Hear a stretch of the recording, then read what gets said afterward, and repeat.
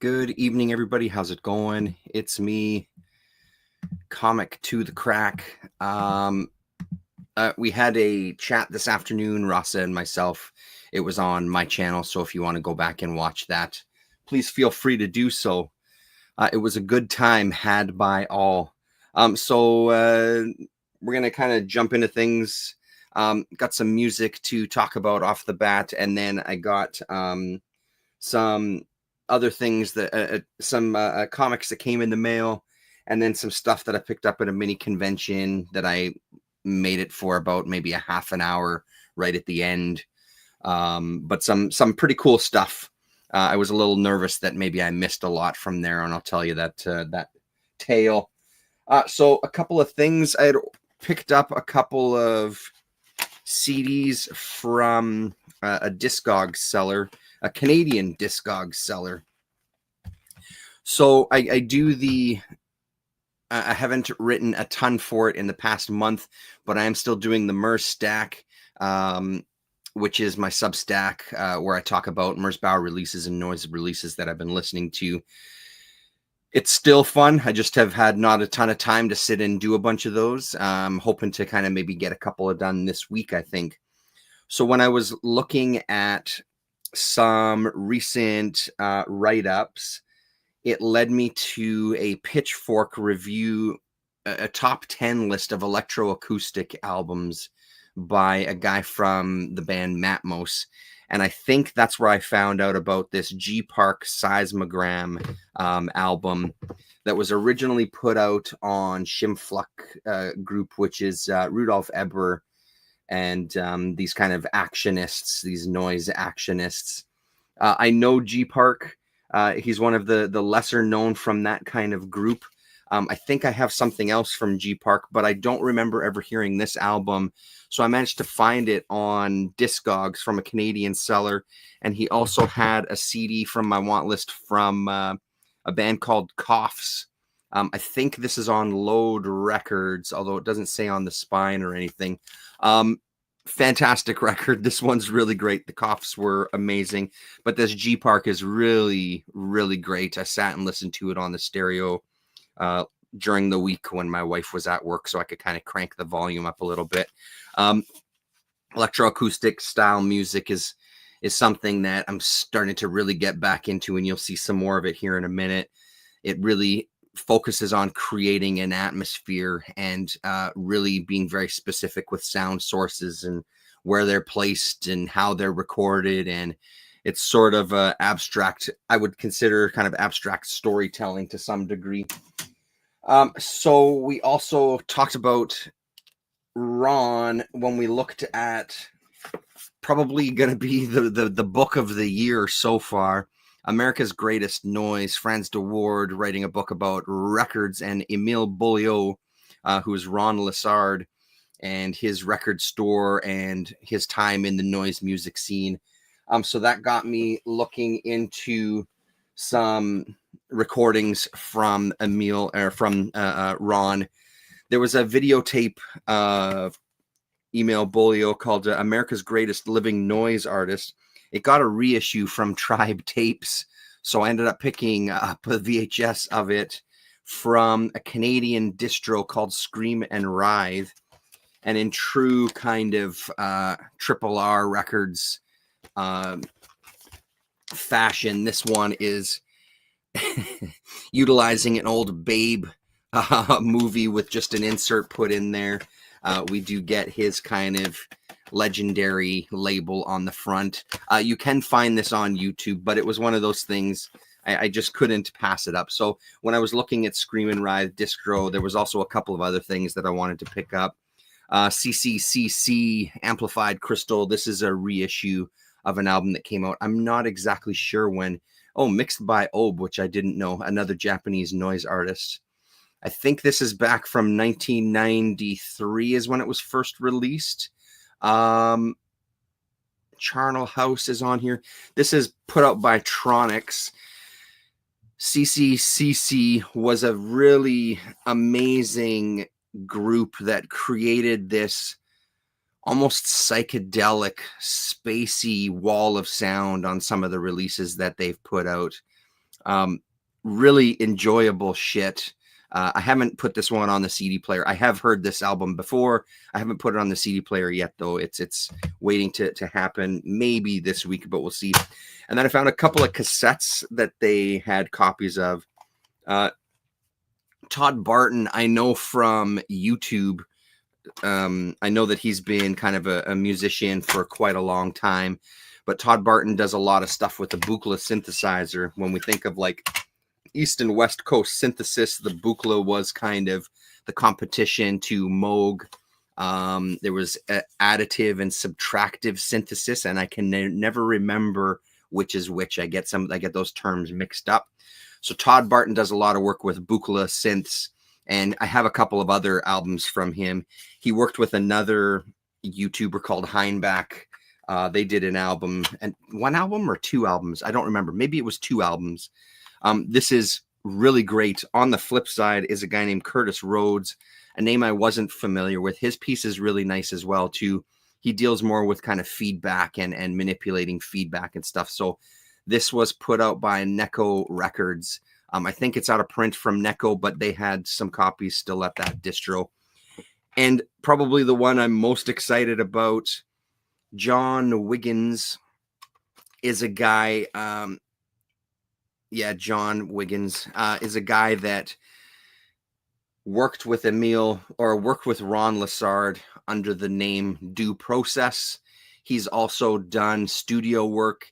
His kind of claim to fame is doing the soundtrack for a Howard Stern TV show. I don't remember which version or where it was aired or anything, but so John Wiggins also did stuff himself, electroacoustic kind of music. So I found this was also reissued on Triple R Records, but he also did some versions himself. John put these together himself. So they had one of these old ones from, I think, 1986 on their distro. It did end up costing me about $20, but honestly, it's worth it for me to have this kind of piece of history, self-released album from John himself. And it is so good. And I haven't heard any of these pieces with some of this earlier stuff that some of these guys end up releasing themselves. As much as you can find a lot of stuff on, I use SoulSeek. Some of it just doesn't exist there. I've never found this on SoulSeek, so I've never heard this material before because I didn't have the Triple R Records album either, and I think that is long out of print as well. So that was so good. That was the first thing I played when I opened the package. So really, really great to have, to me, a pretty important piece of history there with that one. So fantastic stuff. I may listen to it again and write about it. I did write about the other John Wiggins album that I have on the Substack. I may kind of do a write-up on that one. I'm undecided yet. That's it for the music and noise and stuff. Now to kind of get into the comics.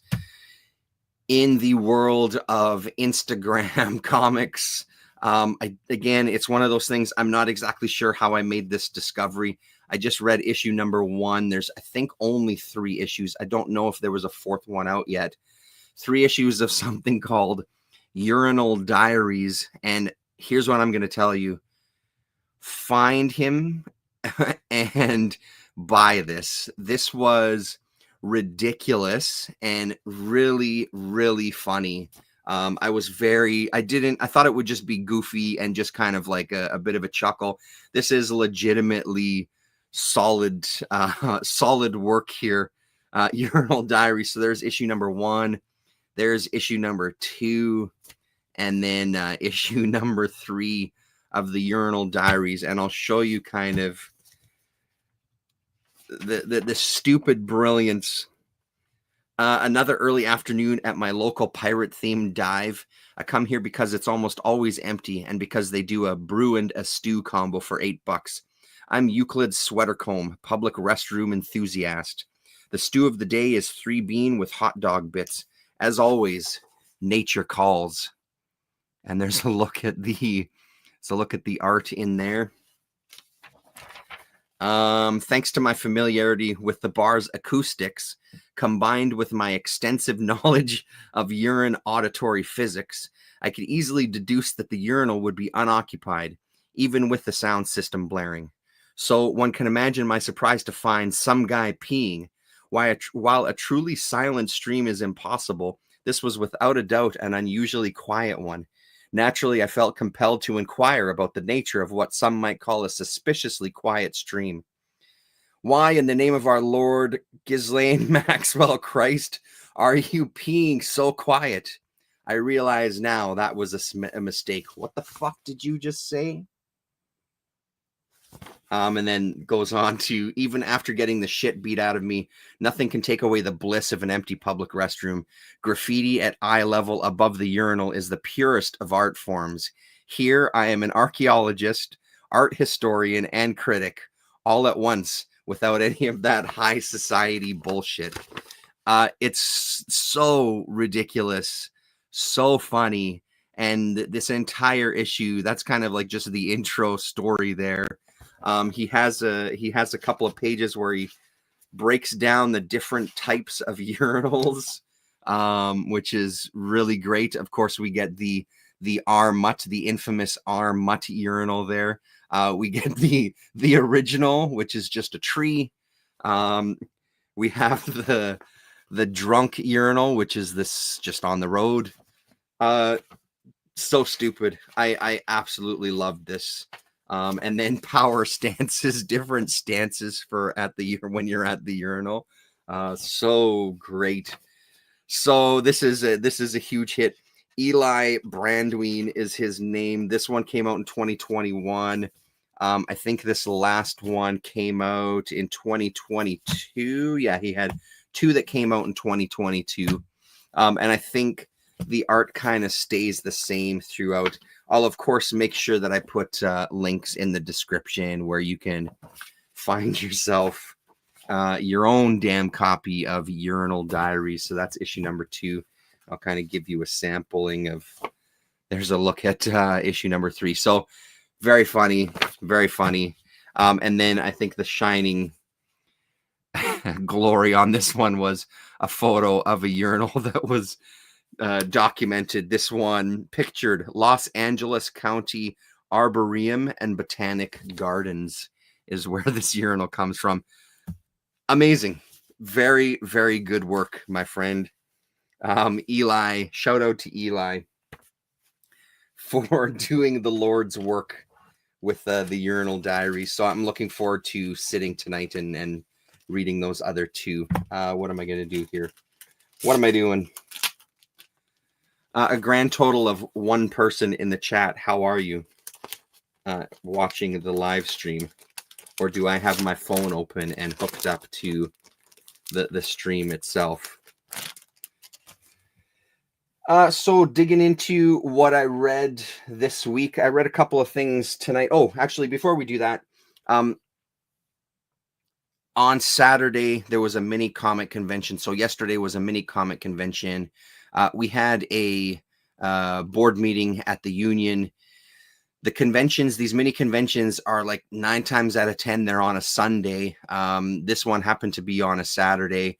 The meeting ended and me and my wife bolted down to the convention, and I got there with 15 minutes to spare before the doors closed. The main reason, Colin Blanchette, you're here. Good. Thank God you're here, Colin. So I'm not just, it would be ridiculous to sit here and talk to myself on YouTube. So I made a mad dash to the convention. The reason I wanted to go is one of the local comic shops, 204 Comics. They pulled a bunch of boxes out of storage. I don't know, 30, 40, 50. I'm not sure the total. And they all were dollar books. So I was really jonesing to flip through some dollar books. So my wife was like, we're never going to make it. I'm like, we are going to make it. And we made it with 15 minutes to spare. The good thing about coming at the end of the day is that there's no cover to get in. It was only $5 entry fee anyway. Pardon me. So I got there. He had sold all the boxes to another seller in the building there. I think it was the people that String Bean Comics is what their names are. They, I believe they were the ones that kind of organized this convention. So Ashley's wife, I saw her today when I went to the comic shop. She was ecstatic that none of those came home because I guess they're trying to clean out some of their storage. So because it was dollar books, I had high hopes that maybe there was going to be some gems. Turns out that wasn't the case. It was like 90% Marvel and DC stuff. There was a couple of things, not as much as I was maybe hoping for. And then I had a partner in crime this time who was also looking through the boxes and bringing me stuff. And I was saying to her that you would make good wifey material, digging through comic boxes, bringing me stuff. What about this? What about this? Do you like this stuff? Because she kind of started on one end and I started on the other because I didn't want to keep anybody up. So we did kind of quick flip through. I did get a couple of things that I don't have here. I put them in a pile of stuff that I want to eventually pass on to people. There was a couple of issues of Warlock 5. I can't leave those in a dollar bin. Those have to come home with me, even though I've got the run that I want. It's nice to have doubles of that stuff to gift to people. I found a Matt Howarth book that I already had, so I put that in the giveaway pile as well. It's called Domes. I think I've shown it before. It's a little bit, it's kind of in between size of magazine size and comics. I feel like there was a couple of other things. Oh, I found a Peter Cooper, The System issue. I've already got that. There was an artist there, Robert Pasternak. Shout out to Robert Pasternak if you happen to be watching. He was set up in the hallway. We always run into each other at these mini conventions and talk comics. He shows me what he gets and vice versa. I asked him if he knew Peter Cooper because he was asking me what I got, and he said he did know the artist. He didn't know that he had this series, so right away I was able to gift that to somebody. There was only the one issue in the bins, unfortunately, of that mini series. I did kind of keep my eyes open to see if the rest of them were there. Unfortunately, they weren't. But good to pass that on to somebody who was excited about that. I feel like there might have been one or two other doubles, but I don't remember. Either way, they're in a pile to eventually get rid of. There was only one Caliber comic. I got kind of excited when I flipped through and saw Caliber at the top. Only one comic from Caliber, Triarch, which I've never heard of. I think there was only 2 issues of this when I looked at it on CLZ. But Caliber, especially for $1, I'm always willing to kind of have a dig through. Creator and writer Mary Ann Bramstrup. Artist is Patrick Zurcher. This is from 1990. I'll kind of give you a sample of the interiors. Of course, it's kind of just classic black and white. A little cleaner than I would normally like. But like I said, I really feel like there's some companies, I was trying to tell my wife this too, I'm like, I wish I could implant my knowledge into your brain so then you could kind of dig and know exactly what I'm looking for. It's sometimes hard to explain what is more appealing than other ones. So I kind of showed her, like, if you see anything from Caliber, just pull it out and make a stack. Unfortunately, nothing else from Caliber at all in all of those bins. Very disappointing. It's always one of those things that when you're digging and you find that little hint of potential, gets your hopes up to dig even further. There was a few issues and I just kind of pulled them. I'm pretty sure I have one of these already. 7 Years in Darkness from CEX or Sex. So what I didn't realize is there's a year 1 and a year 2. So I got 3 issues. One of them is from year 1 and 2 of them are from year 2. So that was a little bit of a pisser. I thought maybe this was 3 out of 4 of the issues from a 1 volume kind of run here. It just looked intriguing when I flipped through it. The cover stock is kind of nice and textured. Yeah, so I figured, again, buck a piece, worth a shot. A Dark Horse book that I didn't know about called Barstow. It was issue number 1, same kind of deal. It felt like it was worth a shot. And again, the interior art looked semi-intriguing. Who knows what it'll be like. There's always the gamble. I was saying to Rasa this afternoon, there's always the gamble with when you find an issue 1 of something that you're going to enjoy it and never be able to find anything again. Oh, this came out just November of last year, so this is brand spanking new, so this should be easier to find. I'm assuming it's hopefully still coming out, so that's good news. David Ian McKendry, Rebecca McKendry, Tyler Jenkins, and Justin Birch listed on that one. It's called Dirt Witch, and it had a pretty cool cover from Blood Moon, so it was kind of a no-brainer. The art inside, this one was in a bag, so I didn't get to flip through it. If I would have flipped through it, I probably would have put it right back into the stacks, because this art doesn't appeal to me whatsoever. So this may get added to the giveaway pile. Another one in that realm was the Tin Can Society. I picked it up because it had Giant Generator on the front. So Giant Generator is Rick Remender. This was also an issue number 1. I saw an issue of it today at the shop. And again, same thing. The interiors don't do anything for me. So that's probably going to exit the house. Another one that kind of got my hopes up from Intrepid Comics is called Battle Axis. Ridiculously good cover. Even better back cover. So no brainer. This one wasn't bagged, and when I looked through it, looked pretty decent as well. This is from 1994. Author/organizer Michael Vukovic is who's on that one. And last for the comics before a few magazines, something called Far West from Antarctic Press, which I didn't notice before. When is this from? This is 1999. This didn't look too bad. It's black and white art. Looked pretty good. So a whole $1. It's worth a whole $1. So before I left, talking to Robert Pasternak, who was just kind of out near the exit, another guy comes by, Jeff Nielsen. Shout out to Jeff. And he said, hey, somebody mentioned your name because I have some magazines and someone name dropped you saying you should tell Terrence you have these. So his ride was late to load up. So he said, if you want to come and dig now, because this is well past closing time at this point, you can come. So he ended up making me a deal. I think I got these for $2 a piece, maybe even less. This one was a nice surprise. I have another issue of this Heroes. And I just expected I would never see it another issue ever again. So this was very cool. He actually had a few copies of this. In retrospect, I should have picked up more. So this is from 1986, Colin.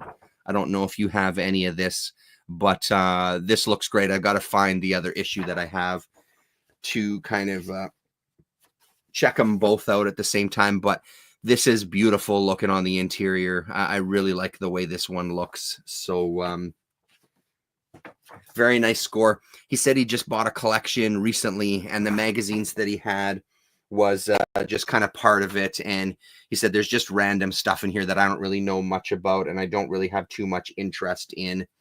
He had one single issue of Nemo, which is from... Oh, you did? You just picked up some Heroes too. Sweet. How many issues, do you know off the top of your head how many issues there were? Nemo isn't something that I'm heavily going to like hunt for, but because it's Fantagraphics related, I do like picking it up.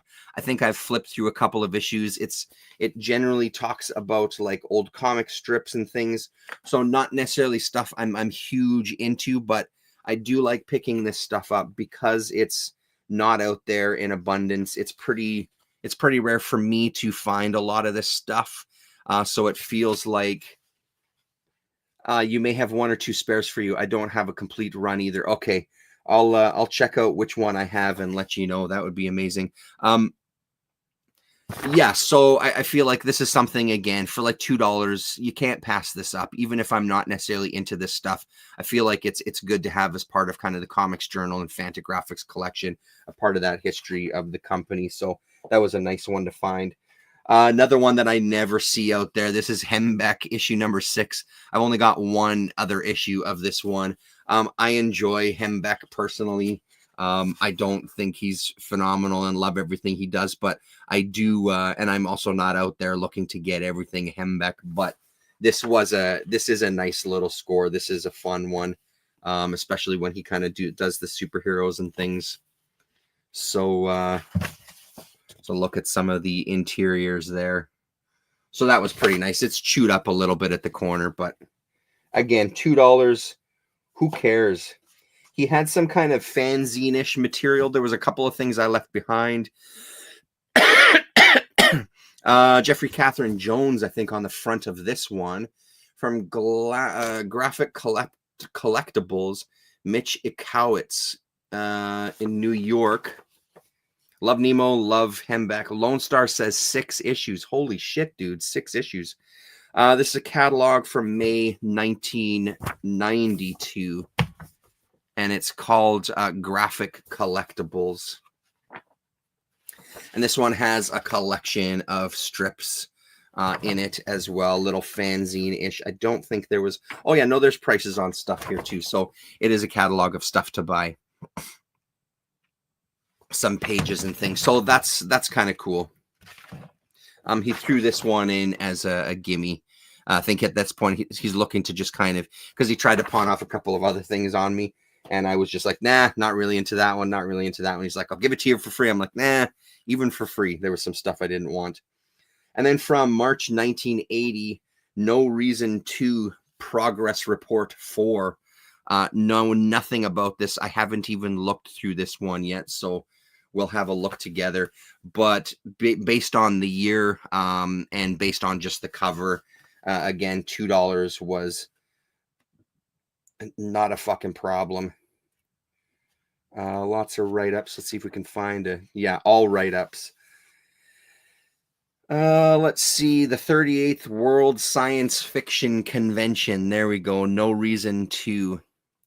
Damon Knight, Kate Wilhelm, and Bruce Pells.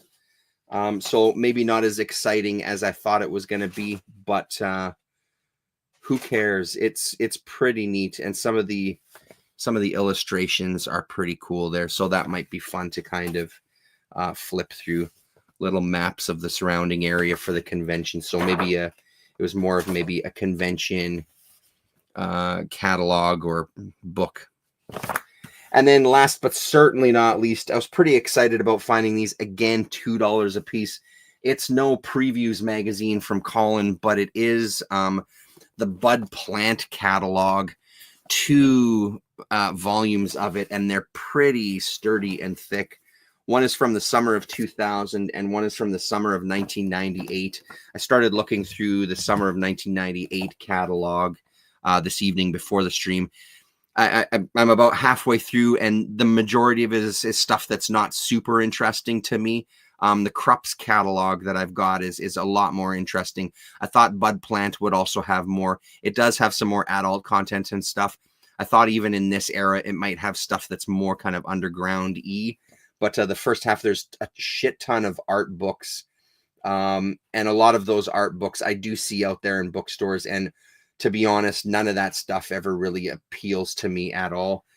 What did catch my attention, though, was 2 pages of Mobius stuff in here, which is pretty fucking killer, including some books that I've never seen before up here, stuff that we've seen reprints of on this side. But this stuff here from, it labels it Epic Collections, Mobius Fusions, Metallic Memories, and Chaos. Looks like they were $14.95 each at the time. Chaos was 92 pages. Fusion was 128. Metallic Memories was 96 pages. Kind of unfucking believable. I've never even heard of those. So the beauty of some of these old catalogs is finding some of that stuff.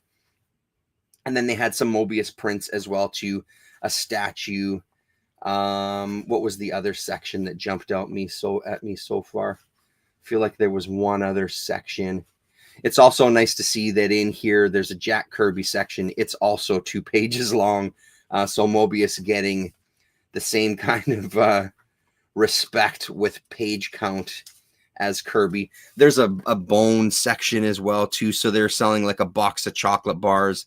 You could buy it full or empty with some bone art on it. So that's kind of cool. Von Baudet in here as well. So I think as I start getting closer to the back where we're going to start getting into the nudie mags, it starts picking up interest. But there was a huge section at the beginning where it was really just kind of those art books. A page on Richard Corbin, which is great. All stuff that we've seen. There was no surprises in this one, but still super cool. So yeah, really, really neat. I'd take more of these. I do want to get my hands on more of those Krupp catalogs, though. I've only got 1 or 2 of them, I think. But really nice to have that as kind of like, this will fit nicely with the preview section up in the corner there. I think this history of kind of paper catalogs for things. My son and I were looking through this as well, and I was kind of talking about it with them. So that's what I picked up at the little show there.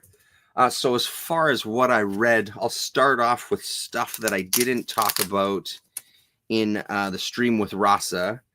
There's a few books that I read this evening after dinner. Gatchaman issue number 2. This is from the 4-issue miniseries Only One Earth. This is a really fun book.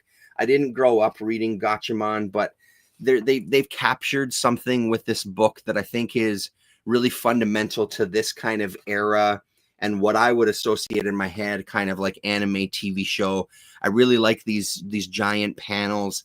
It plays a lot like you're immersed in that kind of cartoon world very, very well. I think I said it after I read the first issue too, that I would like to I'm really interested actually to read some more of this stuff. So we kind of continue on with our story. There's been an earthquake at the end of the issue number 1 that's kind of brought this city to ruins. And of course, we're starting to discover that is the villain of the Gatchaman universe, whose name I'm blanking on in a minute. We'll find it in a second, who's maybe at the spearheading this to destroy the kingdom. What the hell is his name? I see him here. Those bastards are escaping. Galactor, I think, is his name. Yeah, Galactor, I think, is who it is there. So this was just a really fun book. So at the back, what Mad Cave did, I think, is another stroke of genius. Just a really simple layout. Here's the different series. Here's when they come out. Here's what they're called. And here's what you need to know. It's not as far as I understand, it's not a reading order. I mean, they're all from the same universe, but these are separate little stories. Really clever, really smart thing to do if you're going to do a bunch of Gatchaman stories, including a column there with one-shots where it looks like we get a trade paperback collection of all the one-shots, because I'm assuming there was some that were previous in 2024 that didn't make this list anymore. So I do kind of want to check in on the main series here. What are we in now? We're in March. So Gatchaman number 8 came out this month. So it's not too far away from, there's a trade paperback of volume 1 out there as well too. So this is fun. Those covers are really great. I love the whole aesthetic of this, even though I might not know a ton about this universe. Well, I can say I know fuck all about this universe. I just recognize the characters. I know I've seen them around. Preview of the number 3 cover. Beautiful looking cover as well.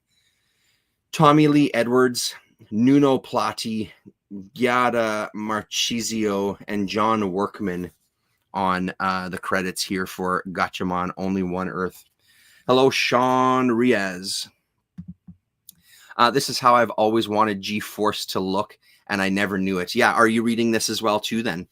It's really, like I said, some of the comics that I do like to read, it's just looking for some good old fun, and I think this one does such a good job of that.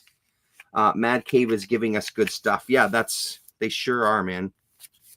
So yeah, I'll be digging into some more of that stuff. So there's issue number 1's cover right there. So this was, again, just on a lark, just seeing it and figuring I'd give it a shot. The next one that I read was Dust to Dust. Issue number 4 has come out. And we finally kind of get introduced to the character who kind of appeared on issue number 1. This one has been enjoyable so far. I think that issue number 4 is probably my favorite issue of them all so far. This one really kind of gives us a little more history of the sheriff in the town. It feels like the stakes are building up a little more. I love the look of this book. What is going on there? Is that something inside the book? On the cover, that's a weird kind of misprint. Felt like there was something in the book. Beautiful kind of sepia toned for the entire series so far. Every once in a while you'll get a page like this, for example, that's really stunning. Like even within a book that would look really nice, but kind of matched with this sepia toned comic, it stands out in a really, really nice way. And it's the only page like this in the book. So we're getting to know a little bit more about the sheriff of this town. He fucked up in a big way. He's an alcoholic. His wife left him, and he feels responsible for the murder of this little girl that happened in town many years ago. They're suffering a major drought here, so now they have this kind of snake oil salesman that's coming through saying that he's got these cloud bursters, basically these fireworks that he can fire off. And he can kind of make it rain within their city. They're investigating the murder, potentially, of this family. They were kind of found in their cars, burnt to a crisp, but no sign of any fire at all. So there's a bit of a mystery around it there. Really, really fun stuff. I know Jared Osborne is reading this as well, too. I think it might have been, I know I saw ads for it, but I think it might have been Jared's video that I saw him talking about one of the issues. J.G. Jones has a Master of Fine Arts, and it shows. Cool. Yeah, so J.G. Jones and Phil Bram listed on this one. So really, really good stuff. So I think I said it already. Giant Generator, which is Rick Remender's imprint as well, too. So although Remender doesn't have anything to do with this series. And they have ads in the back for Remender stuff. I didn't realize it, but the final issue of Grommets, which I've been dying for, doesn't come out until the end of fucking April, which I don't understand that. Why not finish it now and bring it to us? So I got to wait another month yet for the final issue. Shout out to Rasa for giving me the heads up on this one. The Zatanna miniseries from last year was a big hit for me based on the art. So the same artist is now doing this Absolute Martian Manhunter from DC, All In, #1. Javier Rodriguez. This is a fucking stunner. So his art in Zatanna was incredible. This one feels like he's leveled up even a little bit more than that. So I don't know much about Martian Manhunter, but I'm getting the impression that I know that from the New Frontier, which is pretty much what I know Martian Manhunter from, he's able to kind of shapeshift into somebody. This almost feels like a Spectre kind of situation, though. Is he inhabiting this person's body? Has he transformed into this person and having this internal battle of conversations, trying to get into this guy's identity in life? Not really sure what's going on here, but there's a real nice use of these color moments early on where things aren't right. There's something that's going on, and he keeps finding this colorful rainbow colored smoke coming out of everywhere, and he doesn't really know what the hell that's about. I hesitate to say too much more than that, but it kind of slowly builds. The opening page is our main character here getting caught in an explosion. That's literally page 1, panel 1. So no spoilers in that. He's got a son who has some sort of speech impediment. He's going to a speech therapist. So I'm guessing that the son doesn't talk at all. He comes home to find his son making kind of family members, and he says, well, where's dad? So the son kind of brings this one out and says, this is like, points at it and saying that that's him. So that is kind of what our Martian Manhunter looks like. And then we get more of this colorful stuff. I did want to show you, like a page like this.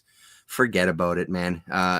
This is going to be a fun book, I think. Zatanna was a blast. We're not talking in-depth stories, but gorgeous fucking art here. So even if you don't pick up the singles, I mean, come on, man. Look at this shit. Even if you don't pick up the singles, I would suggest picking up the singles, but I'm sure they'll do a trade of this. This is another one. Same with that Zatanna. It would be good to have like an absolute edition type of sized thing. I know that DC doesn't do those, but it would be nice to have something that size. I think this would do really nice. This also does have elements of, I would say, minor elements of Tradmore with kind of the experimentation and things. And then one of the things that also caught my eye, your friend and mine, Matt Howarth, did it as well in WRAB, where it was holding up a page to the sun to kind of see the page behind it. In Howarth's book, it's a series of TVs, and it's meant to, you're seeing this, the subliminal advertisement that's coming at you by holding it up to the light. This one, it's about seeing Martian Manhunter kind of behind there. You can't, I was thinking maybe you'd see something, but it's a pretty nice little gimmick. And then that's what it is on the other side there that you kind of see through the page. Nice little gimmick there to get people to interact with the book in a little more of a way, more of a hands-on way. So very much looking forward to this. I assume it's going to be a mini series like the other one is. I haven't looked into it, but thank you to Rasa for telling me that this was out there, because I'm glad I didn't miss it. Two books I love, Grommets and Something is Killing the Children, have been on a hiatus, and I know they're worth the wait, but yeah. Well, I mean, for me, Grommets, it's a weird hiatus because it's literally the last fucking issue. So I can understand a hiatus if you had, like, you know, if we were like a quarter of the way through the series and there was another 10 or 20 issues, but there's one issue left. So I don't kind of understand what's going on unless they are going to be doing a follow-up and doing some more. So they're kind of waiting till they can get number one so they can have 7 come out and then the next one right away. So that Martian Manhunter colorful splash page reminds me of Kirby's Captain Victory. Yeah, I can see some of that for sure. We take some water here.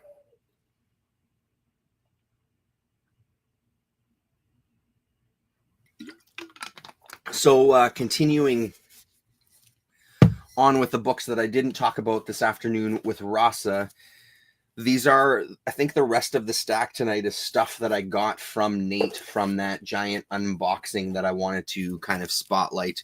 I couldn't resist digging into some of this stuff. So let's start strong here. Hand Shadows. Dude, find this book. November 1986, Colin. This one is an anthology, and it is great. I've already done some researching into 2 of the artists in here. I think I've found them. I've sent messages to both of them. I haven't heard anything back yet. One of them looks like he went on to do work for, I think it was for Magic the Gathering. I can't remember now. I think, did he also do work for D&D as well? Maybe it was just Magic. I don't remember now. I know that he had a series of art cards. This first artist was not one of those guys. This was they're all fun little stories. Nothing to write home about story-wise.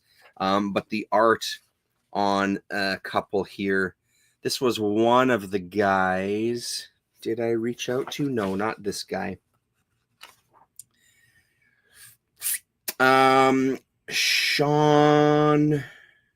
Sean Green was one of the guys I think I found. And then Randy Post. This is not Randy Post. So I'll show you those 2. Here we go. So the art on this one is Randy Post, and it's called I Part 2. So in the world of, you got it, Colin, good work. You've got it. This I Part 2 is one of the artists that I thought was really exceptional. The next guy, though, is the guy that really blew my fucking mind. This looks stunning. I love this style. I love kind of the stiffness of this. There's just something about this art that really, really appealed to me. But when we look at art from this era, this is what I'm looking for. Maxwell Hammer, unbelievable This is the artist that I do really want to try to kind of talk to and say, who the fuck are you? What else have you done? So again, his name is Sean Green. Was it Sean? I'm blanking now as soon as I say it. Yes, Sean Green. So Maxwell Hammer Part 1, Say Goodbye to Russia. I mean, that's an opening page, putting in the drainage grate there. Amazing, really amazing. And it just kind of gets better from there. This was a pretty engaging little story as well too. But the art and some of these poses and things, I think, were just had some of that 80s magic to it that really appealed. Elder God UK, good morning from the UK. Good evening from Canada, Mr. Elder God. And then this guy called Dr. Homicide. Again, really nice looking stuff here. I don't know how many issues of Hand Shadows there was, but this is, I think I've already put them on my wish list through Lone Star as well, because if this is a sampling of what to expect with this anthology, I'm on board. Here's another Sean Green pin-up in the back here.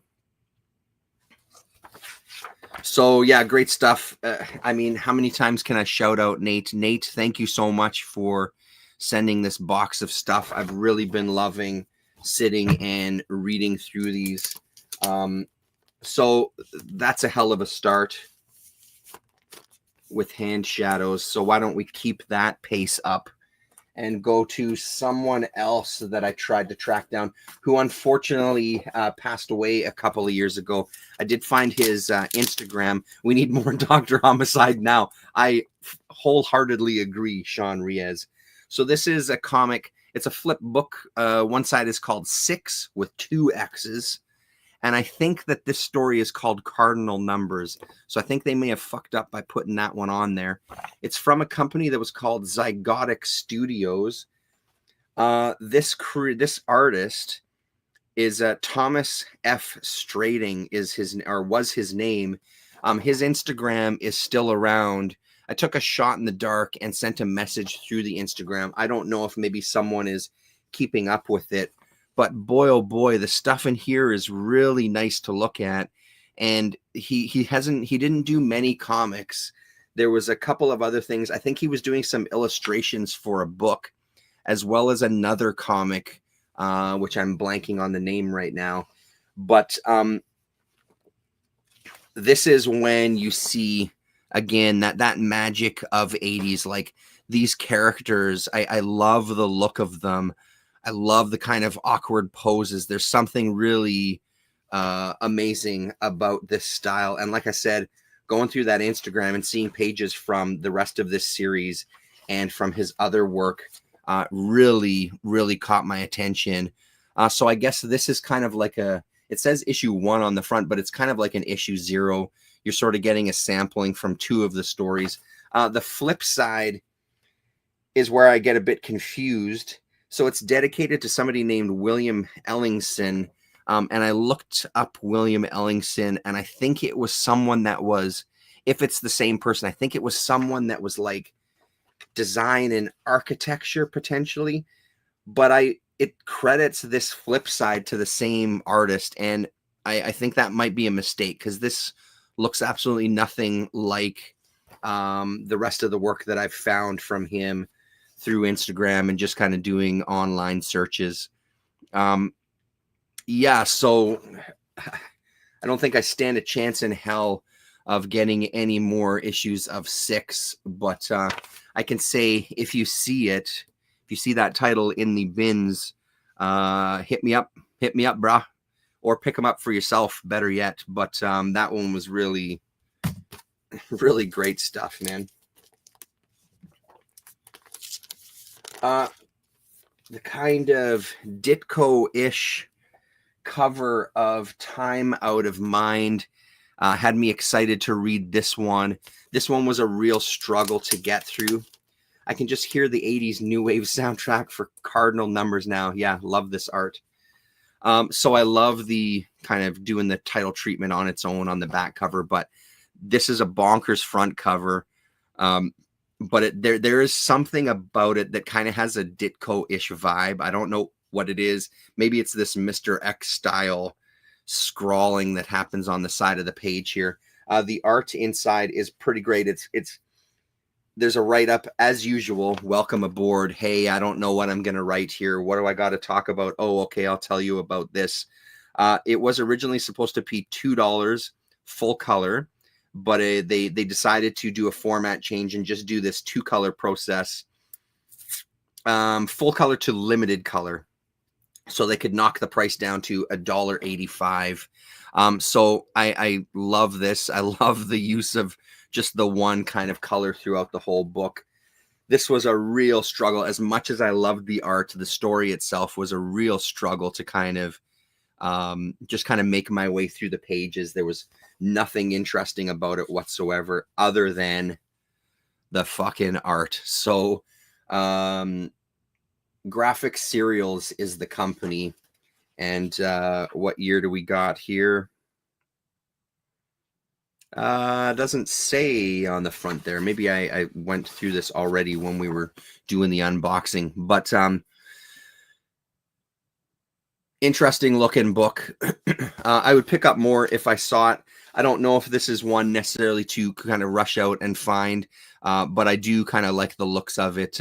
Somebody, I think in the previous stream, was saying definitely falls under the Power Comics header as well, which I would agree with wholeheartedly. So yeah, very convoluted story though, about time shifting and making everything vanish within a particular time stream. Yeah, very kind of convoluted and didn't really make much sense, to be honest, but pretty damn good looking art. This one showed some promise. I think this was just a 2-issue mini series from Black and White Studios called Brothers in Arms. Nothing interesting, but the art sounds like my brand. Yeah, for sure. And that's the thing. It's not necessarily a bad thing that the art is the only thing that's good during the book, for sure. This one had kind of a nice appeal, a nice 90s appeal to me when I was flipping through it. There's this kind of classic 90s metallic sheen to everything on this one, with some bizarre looking characters, but some heavy use of black and white here, done to pretty goddamn good effect. There's some real religious undertones to this. He's in a bar, and that's actually filled with demons, is what we start to uncover as we go through. Of course, a fight ensues between good and evil. How could it not? Which is pretty fun. It's not such a bad comic. Like I said, I think there was only the 2 issues in this series. Let's see if I can find the credits to make sure I give proper credits here. I'm sure it's at the back somewhere. But yeah, Black and White Studios. This is 1997 is when this one was, and Chad Lewis is the writer, Frankie Washington is the penciler, and William Renfro is the inker. And as always, nice to kind of have a couple of ads at the back of the book too, to see what else was kind of on the slate. And then that's the cover for issue number 2 there, which I did see on my comic shop. So you get issue number 1 and issue number 2 doing kind of very similar things with good and evil there. So Gambit lookalike, yeah. Yes, Gambit from X-Men there, Elder God, yes.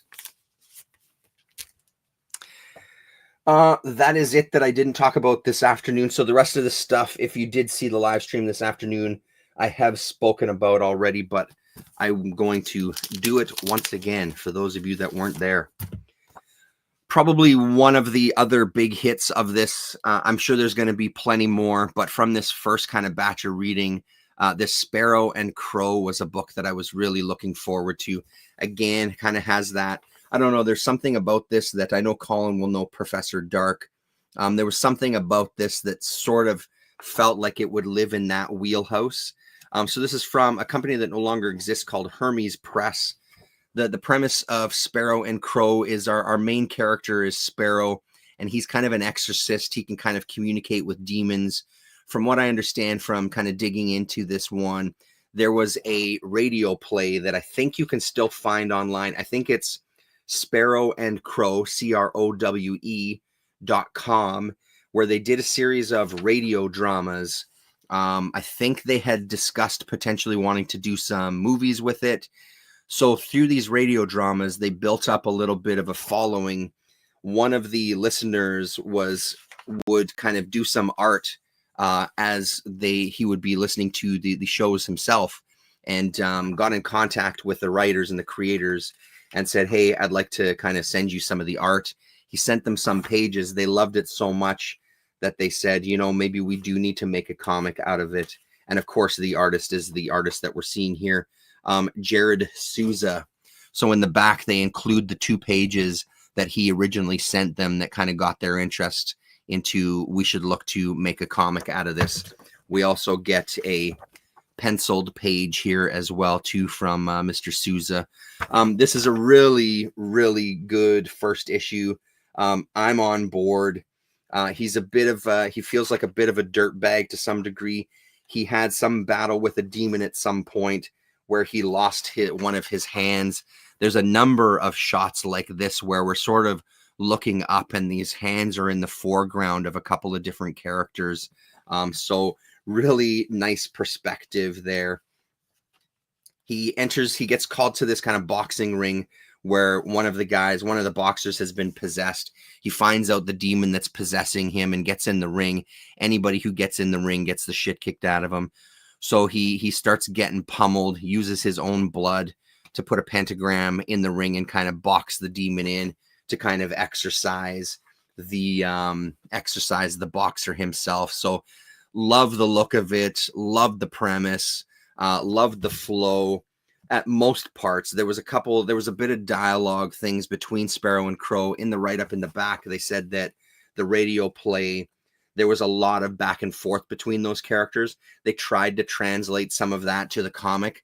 I don't know if they were 100% successful with it, but it's not distracting.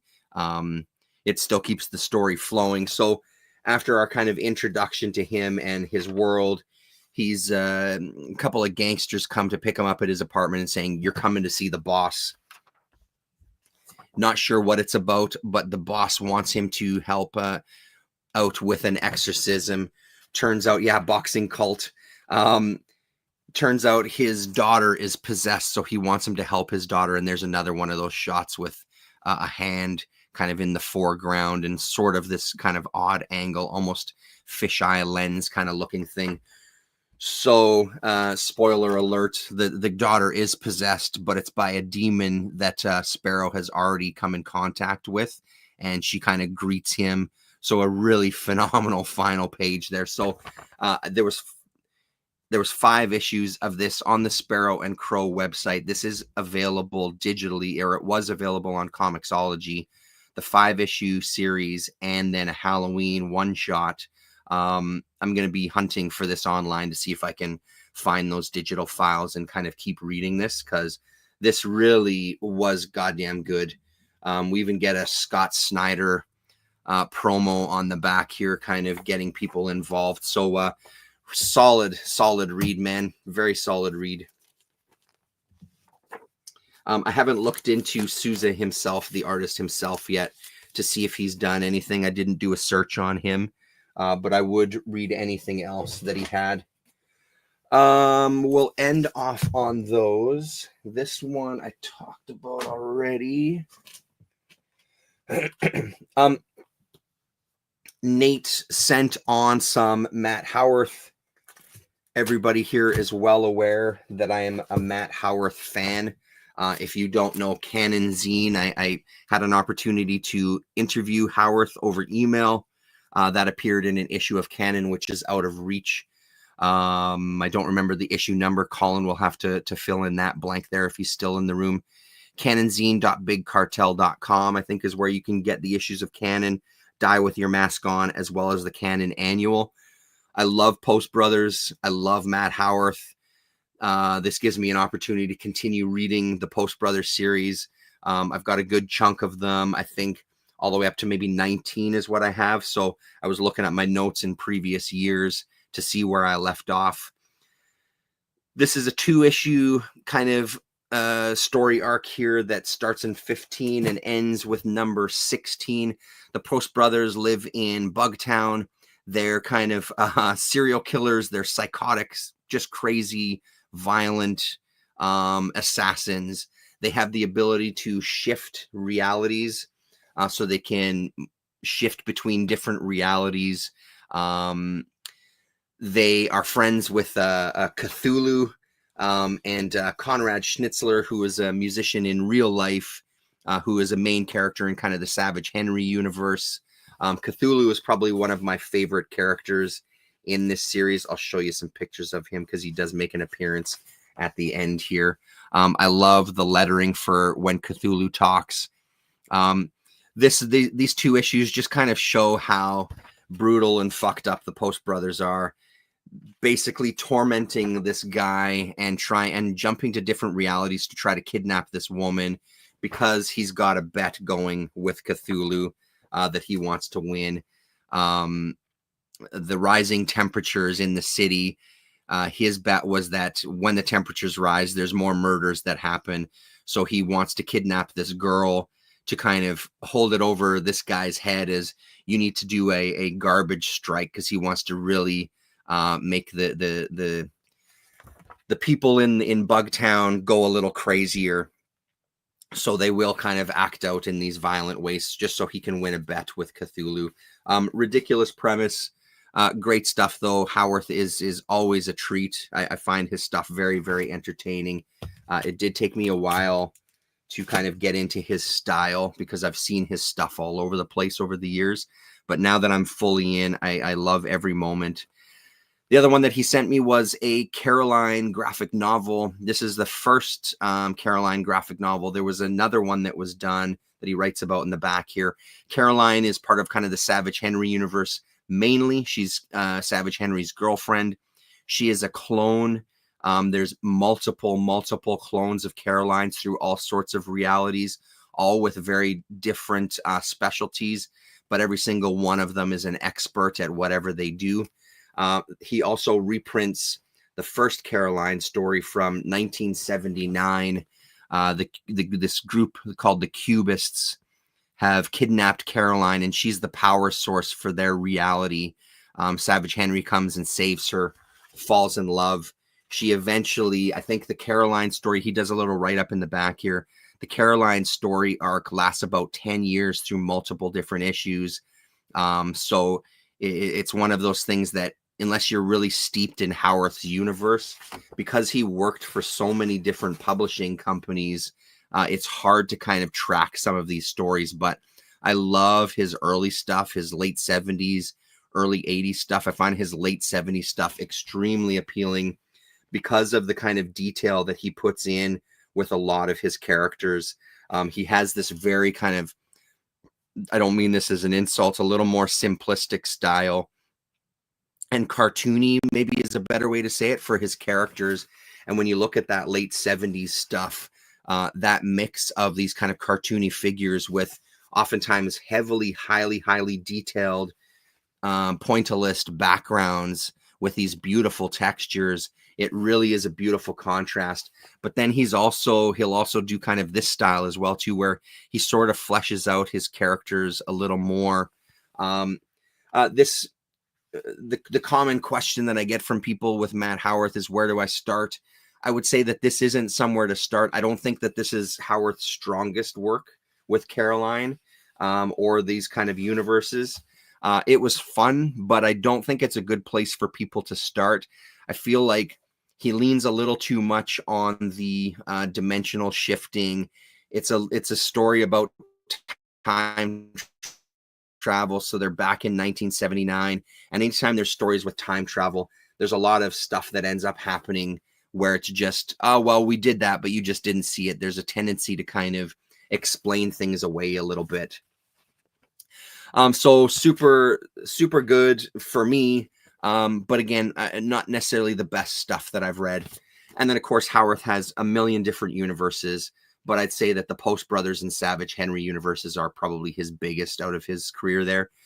There was a new book from Cosmic Lion. Shout out to Cosmic Lion. Sean Riaz has a book called Red that's getting a graphic novel treatment from Cosmic Lion. Sean, if you're still here, I don't remember this afternoon when you said that was coming out. You said it was in this latest previews magazine, I think is what you had said. But Cosmic Lion also was doing a new Matt Howarth comic, which I only have the first issue of, and it's never another issue has never shown up. So I don't know if they actually got released or what was happening with them. But yeah, Matt Howarth, a legend. And then finally tonight, we're going to look at some of the free comic book day comics that Nate included in the pack. Let's start off with the no-brainers. Let's start off with this one. I love stories that have no realistic facts in the real world. Yeah, totally. Very just kind of imaginative. Howarth is big into music, specifically like German krautrock. He's had bands like the Residents appeal in his comics, their Elder God, amongst a bunch of other people. He loves that kind of cosmic, psychedelic, electronic and rock music. He's had Hawkwind in his comics as well too. In this Caroline book, Ashra Temple makes an appearance in there.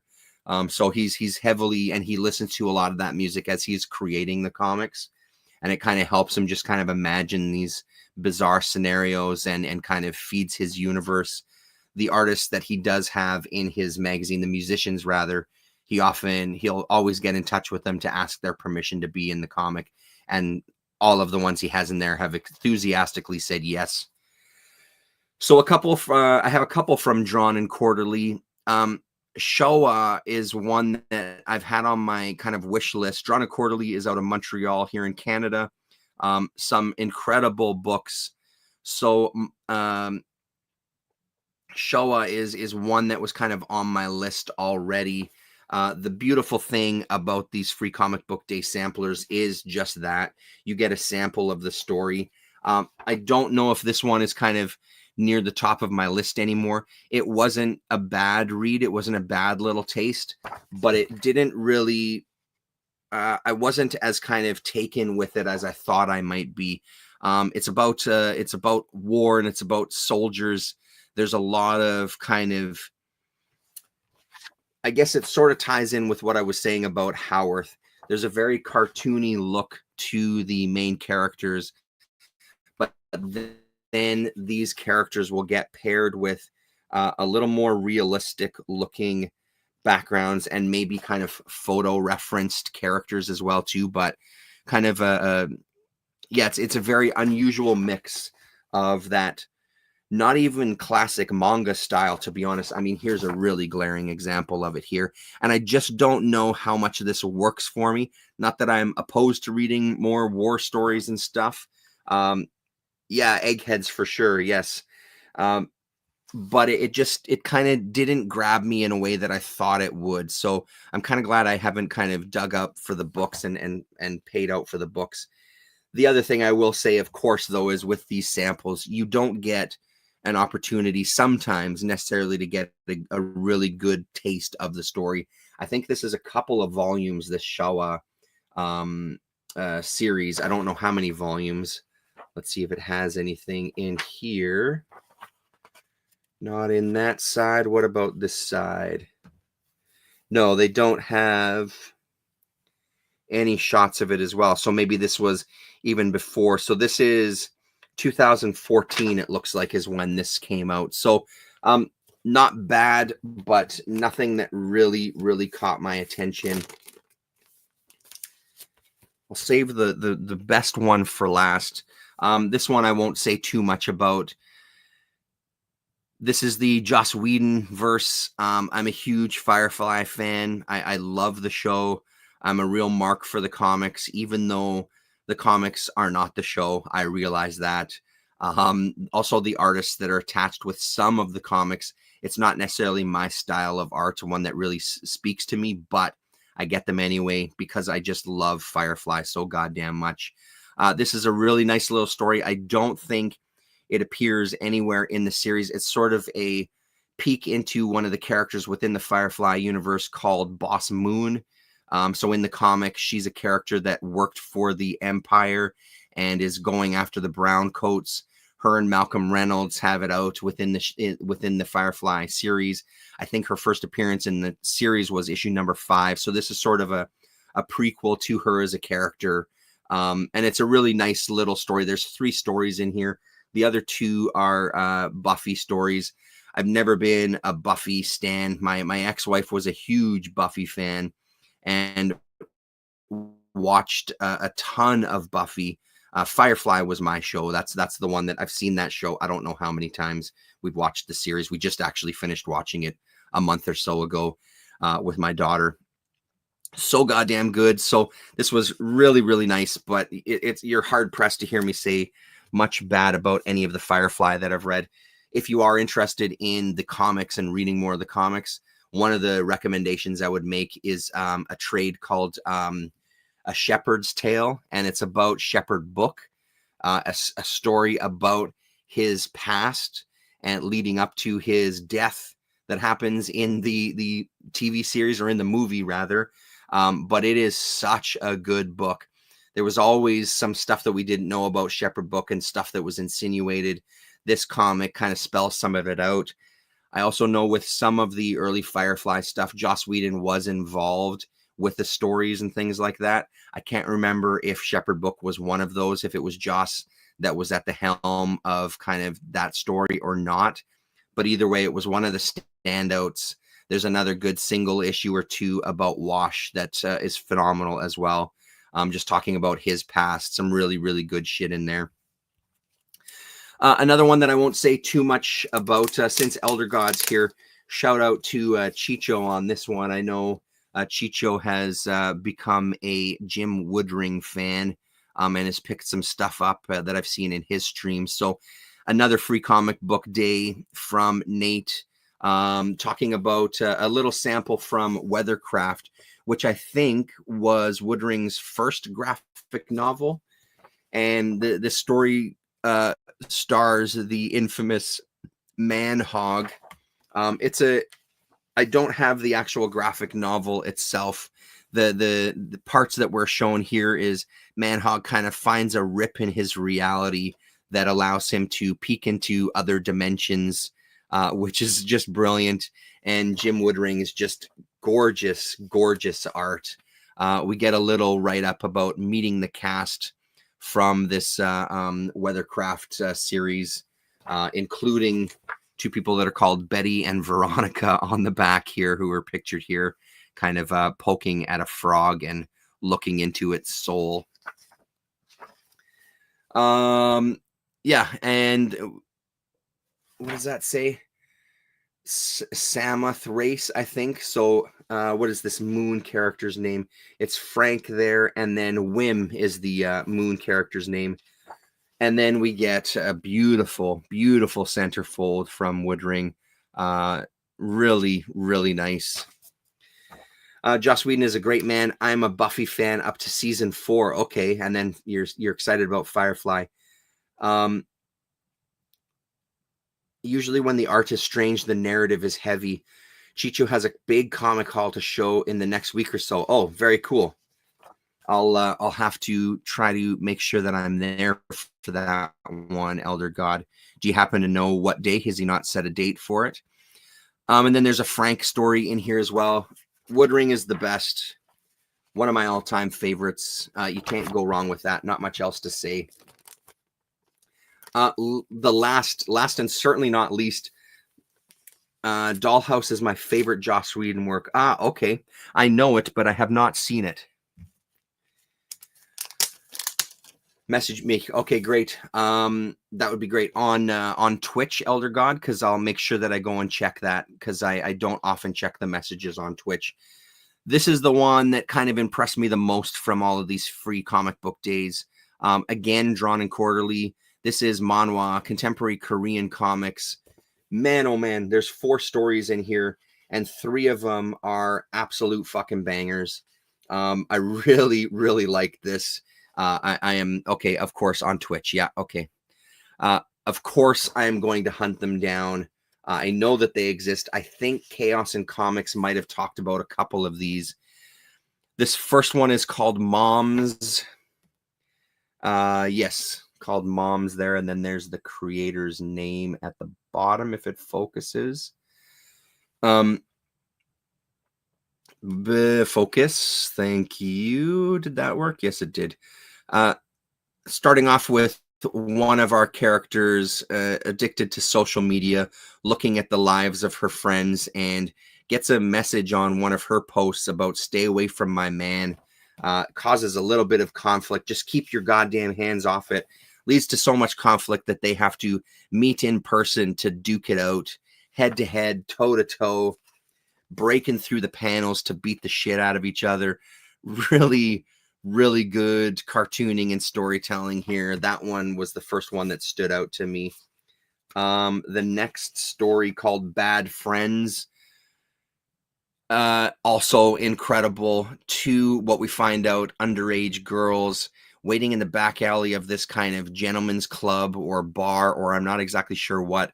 Their friend works there and they're trying to get in and make some money. There's maybe there's an assumption. I don't know the full scope of what this club is.